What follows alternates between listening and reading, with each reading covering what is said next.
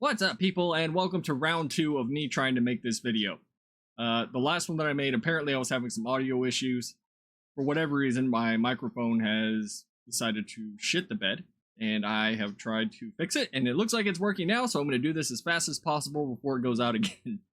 But in case you've been living, in a cave somewhere, I'm sure you've heard about the Trump trial and how Donald Trump was convicted on all 34 charges in his hush money trial. And mind you, there is no conviction of a crime in this. This is the intent to commit a crime. So anybody that is celebrating what's happening just because they hate Trump, it's not good. And I'm sure most of you know, because every time I do some sort of political video, I tell you that I'm not looking at this through a lens of left and right, like this is a fucking team sport, because, the future of our country is not a team sport. It's not a left versus right thing. It's not a red versus blue thing. It's objectively, at least in terms of a president, who is going to make our lives better? Who's going to keep us out of the most trouble? And oddly enough, it's easy to say that we have probably gotten into more trouble under Biden than we have under Trump. Under Trump, we had COVID at the tail end of his presidency, which of course Biden inherited that. Then we had the lockdowns, this, that, and the other. And coming off the back of that, the biggest tool for Democrats was the hatred of Trump. Trump is a threat to democracy line. The Trump is a dictator line. The Trump is going to throw LGBTQ people into camps on his first day in office and start, murdering and persecuting his political opponents. But all I see are the Democrats persecuting their political opponents. Because when you look at this case, whether you like the guy or not, they wouldn't let him move the trial out of New York. The judge hates his guts and has donated to anti-Trump campaigns.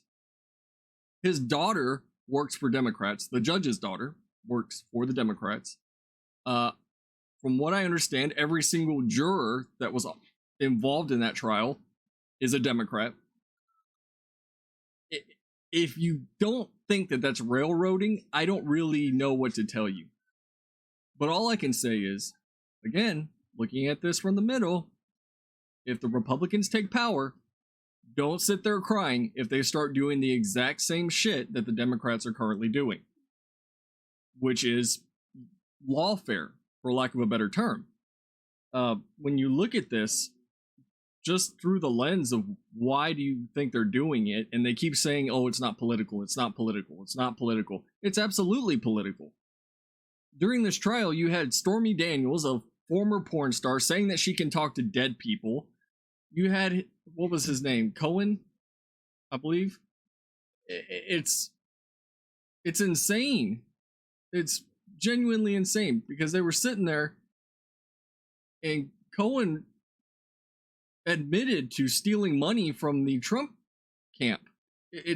So you got a liar, you got a crazy lady, you got a judge saying, hey, just ignore all this stuff and just, vote him guilty. Just we'll do this. And the prosecutor was on record saying that he was doing this for the sole purpose of burying Trump. Plain and simple. It's not about right or wrong. It's about, this guy is my political opponent and I need to put him in the dirt and make sure that he cannot run, cannot become president. And that's exactly what they're doing.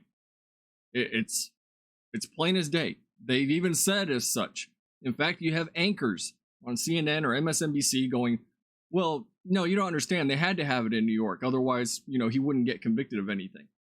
Oh, so what you're saying is that it was rigged, And it's not a good thing.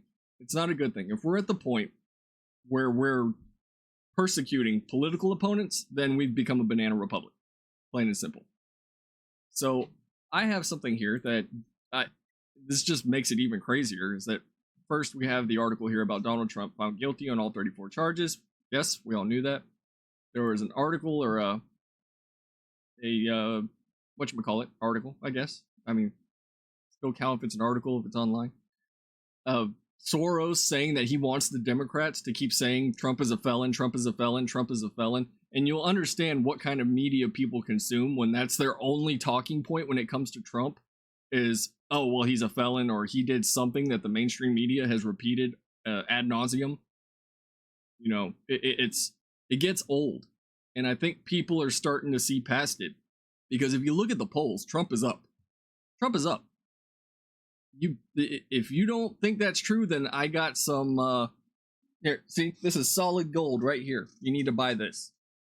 Trump is up in the polls.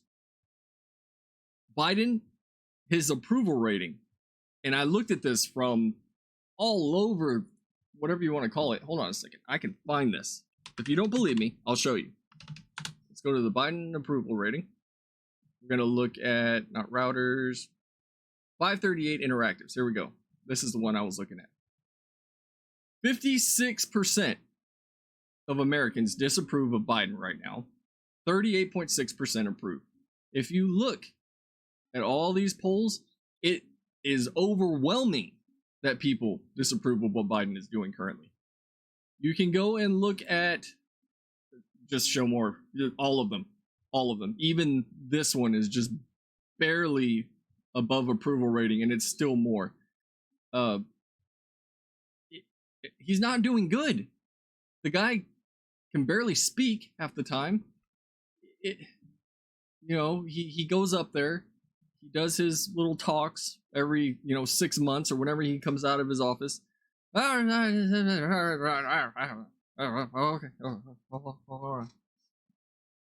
what everybody sees. That is what everybody sees. That is what the rest of the world sees. In fact, what is it? Italy has made fun of him, basically being fucking old. There was some Arab nation that was making fun of him, basically saying he's old, which I think it was Saudi Arabia that did that. He is too old. And if you can tell me one good thing that he's done, I will listen to you. But I can honestly say, because when I vote for whoever is going to make my life better, not who's going to make your life better. I don't give a fuck about the rest of y'all. This is about who is going to benefit me. And that's what your vote should reflect. Who is going to make your life better? Right? I was doing better under Trump. Now, under Biden, despite how much the White House and the media and everybody want to gaslight you and say that everything's, just kosher, it's not. We've got shit going on in Ukraine. We've got shit going on with Israel and Palestine. We've got inflation through the roof. If I can't go to the store and buy a loaf of bread for under $5, there's a problem. Period. Right now, people are not doing well. Prices are going up. Wages are not going up. They keep saying it's going up. I haven't gotten a raise in like 3 years. I can think of a lot of other people that haven't gotten raises anytime soon because even the company owners are going, we're not in good shape. Now, for me, I work in oil and gas, so obviously, Trump is better for me. Oil and gas was booming under Trump. We were making money hand over fist. Now, it's like walking on eggshells because they hate the oil and gas industry because they want to move to this sustainable energy, model that isn't exactly sustainable. So, yeah, there's a whole lot of weird gaslighting going on from people trying to tell you that Biden is so amazing and great and that we need to vote for him again. But that's only because they hate Trump. Like that's where we're at. And then we see this here, and I'm gonna play this because this was extremely unnerving to me. This was his little press conference right after the Trump conviction, and just Mr. President, can you tell us, sir, Donald Trump refers to himself as a political prisoner and blames you directly. What's your response to that, sir? Watch it. Do you think the conviction will have an impact on the campaign? And then he just sort of... We'd love to hear your thoughts, sir. Should he be on the ballot, sir? Like, what? What? What is this? This is our president. And then watch. This is when they first ask him, I think. He turns, right? I'm pretty sure that's a camera that could capture the other side there. I wonder what they I would love to see what his side profile looked like. But see, he just kind of looks, and you got this slow smile creeping up, right?